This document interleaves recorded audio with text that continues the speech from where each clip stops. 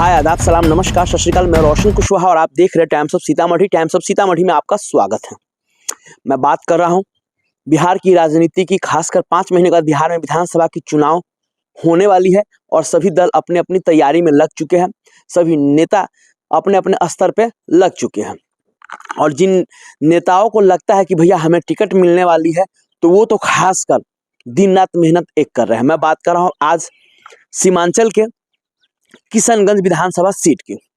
जी हाँ, all India मजलिस इत्तेहादुल मुस्लिमीन के किशनगंज युवा जिला अध्यक्ष शम्स आगाज की। शम्स आगाज जितना 1 साल से मेहनत कर रहा है और दिन को दिन रात को रात नहीं समझते हैं, उससे तो वाकई में काबिले तारीफ। क्योंकि बीते दिनों जब किशनगंज विधानसभा सीट में आग लगी हुई थी तो शम्स आगाज साहब ने बढ़ चढ़ के हिस्सा लिया था। वो मैंने वीडियो भी आपको दिखाया था और वहां पे जो लोगों की मुश्किलें हैं, छोटी से छोटी बड़ी से बड़ी, हर मुश्किल में वो खड़ा होते हैं, सामने रहते हैं। जी हाँ, और उनकी जितना हो सकता है उतना वो मेहनत करके उनका समस्या का सोल्व करवाने का काम करते हैं शम्स आगाज। और पार्टी से वो 2015 से ही जुड़े हुए हैं। 2015 में जैसे शम्स आगाज साहब के पिताजी को, जी हाँ, किशनगंज से टिकट मिला था ऑल इंडिया मजलिस इत्तेहादुल मुस्लिमीन की तरफ से। उसके बाद 20 में चेंज हो गया। अब इस बार 2025 में जो दावा है, वैसे किशनगंज विधानसभा सीट में हमेशा ऑल इंडिया मजलिस इत्तेहादुल मुस्लिमीन को वोट मिला है और अच्छा खासा वोट मिला है। 2020 के विधानसभा चुनाव में भी 41,000 वोट मिला था। भले वो नहीं जीत पाए, कुछ मार्जिन से ही किशनगंज के जो विधायक, मौजूदा वर्तमान में विधायक है, वो जीते मात्र 1100 वोटों से।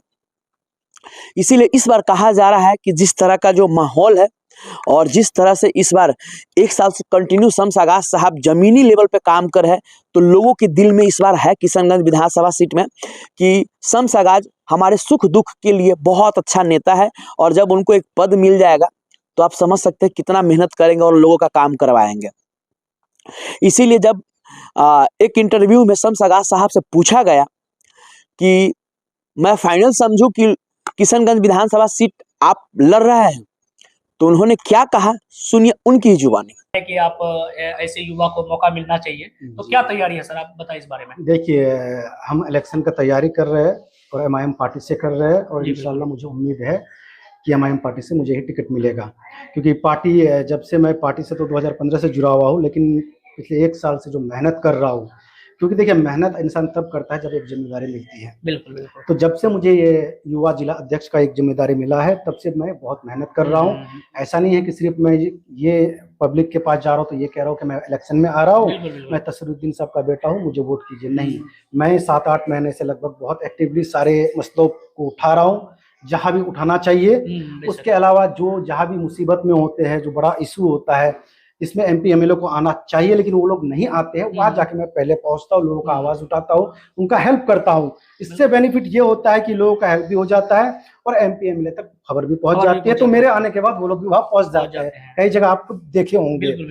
तो सारा चीज है। और रही बात, देखिए आजादी के बाद से आपको पता होगा यहाँ का इतिहास है, खास करके हमारे इलाके का, कि अब तक यहाँ किसी नौजवान को बड़ी पार्टी से टिकट नहीं मिला है। सारे पार्टी ये दावा जरूर करते हैं कि हम नौजवानों को लेकर चलते हैं, देश में 70% आबादी नौजवानों का है, हम नौजवानों को टिकट देंगे, लेकिन नौजवानों को टिकट कोई नहीं देता है। लेकिन एमआईएम पार्टी से इस बार पूरा उम्मीद है और एमआईएम पार्टी जो मैं मेहनत कर रहा हूँ और जो मेरा पॉलिटिकल बैकग्राउंड है, जो एजुकेशनल बैकग्राउंड है, वो देख के इंशाल्लाह मुझे टिकट देगा। क्योंकि मैं जहां भी जा रहा हूँ लोगों का एक जज्बा मेरे साथ जुड़ रहा है। लोग मतलब अचंभित हो जा रहे हैं कि आप इतना एक्टिव थे, आप इतना नॉलेजेबल है, आप इतना लोगों का मदद करते हैं, इतने साल से आप कहाँ थे। तो लोगों को मैं समझाता हूँ कि मैं जुडिशरी का तैयारी कर रहा था, मैं किसी और चीज में था। अब आप लोगों का मसलों मसाइल को सॉल्व करने के लिए मैं खुद आ गया हूँ और पहले मेरे पापा जिस तरह से मदद करते थे वो अब भी मदद करेंगे। उसके साथ साथ मैं आप लोग के साथ एक युवा ताकत, युवा जोश बन के आप लोग का बात सड़क से लेकर सदन तक उठाने का काम करूंगा। और लोग जहां भी मुझे याद करते हैं, चाहे किशनगंज शहर में हो, गोरुखाल में हो, तैयबपुर में, जहां भी हो, मैं हर जगह पहुंचता ही हूँ। सो बिल्कुल शम्स आगाज साहब का कहना सही है।